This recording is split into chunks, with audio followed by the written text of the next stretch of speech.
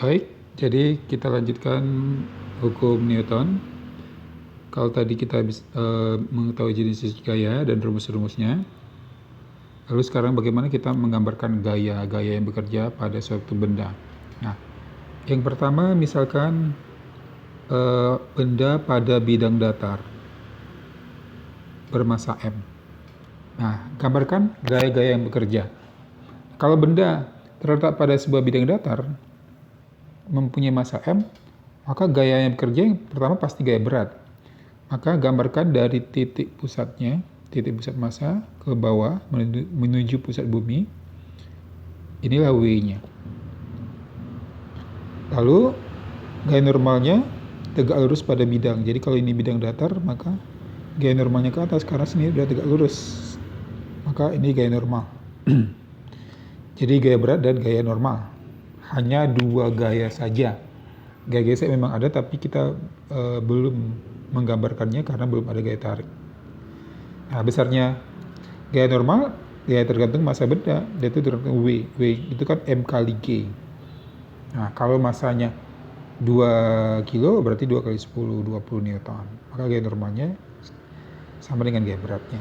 Nah, yang kedua bagaimana kalau benda pada bidang datar tadi ditarik dengan gaya F membentuk sudut terhadap sumbu X, theta.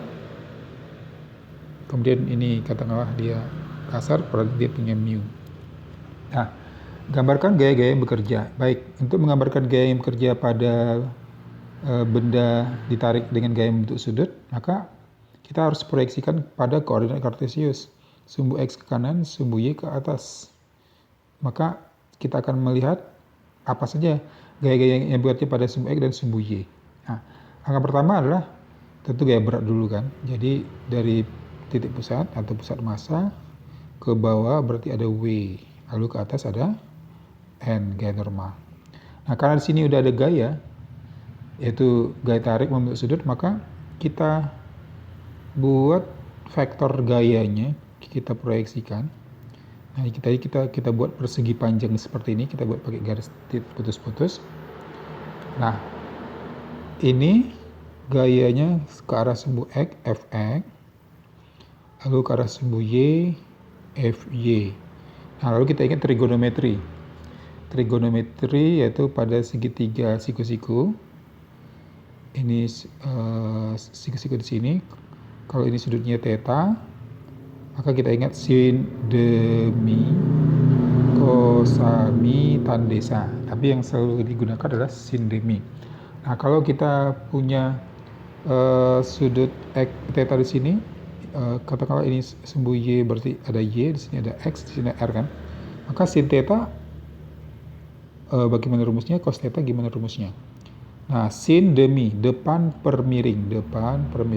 Kalau ini sudut, maka di depan kita berarti Y. Y per miring. Miring itu selalu di depan siku-siku per R. Sedangkan kalau cos, samping yang dekat sudut. X per miring berarti R. Nah, sebenarnya di gaya yang bekerja pada gaya yang bentuk sudut terhadap sumbu Y, maka Fx itu sama dengan X, Fy sama dengan Y. Jadi kalau kita ingin mencari Y, berarti kita kali silang R kali sin theta, sedangkan kalau kita mencari X, R kali cos theta. Jadi mirip dengan Fy. Jadi kalau kita seolah kita kasih di sini Fy, maka ini jadi F sin theta, Fx, F cos theta. Karena R di sini berarti yang miring.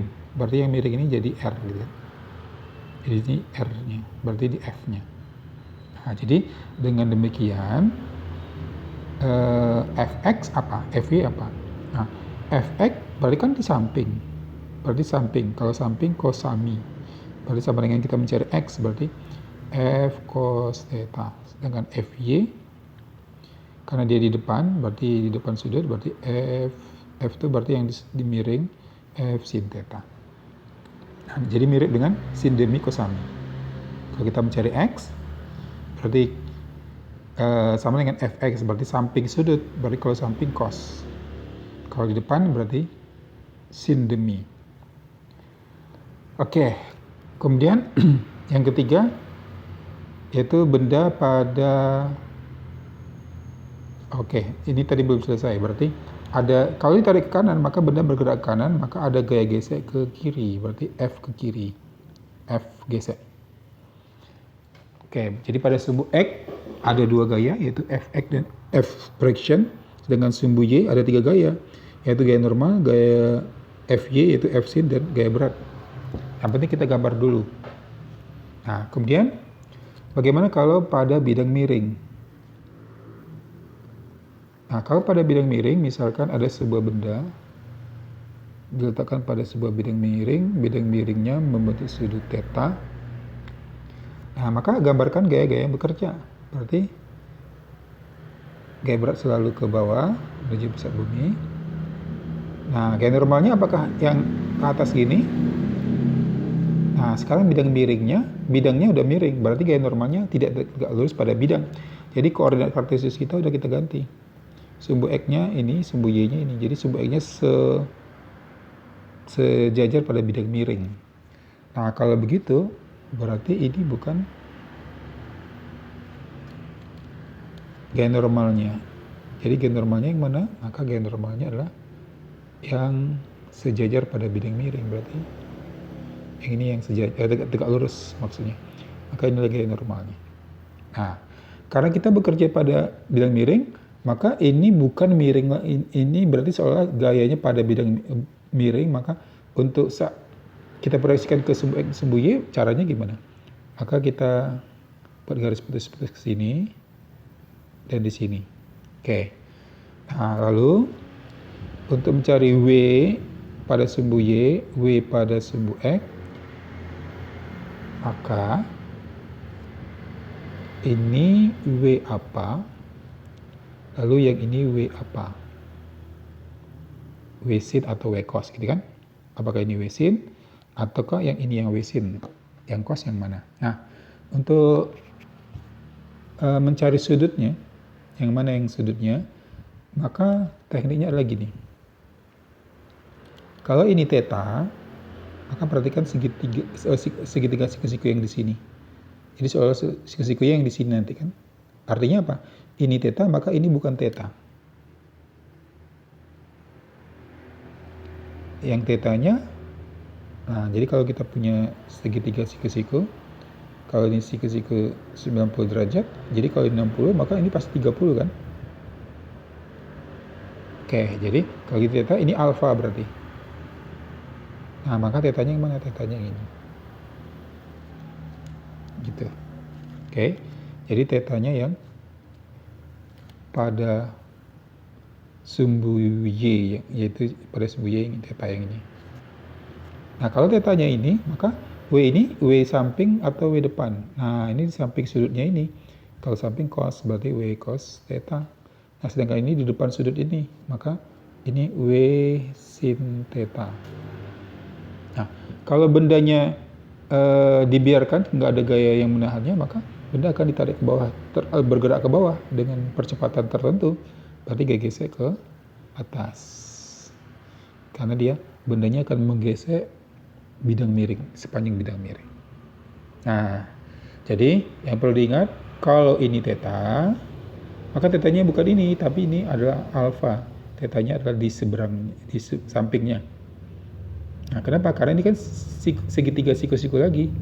Jadi kalau ini 60, ini 30, ini 30, maka 30 tambah 60, 90, berarti ini 30, ini 90, ini alfa, ini theta, jadi tetanya gini.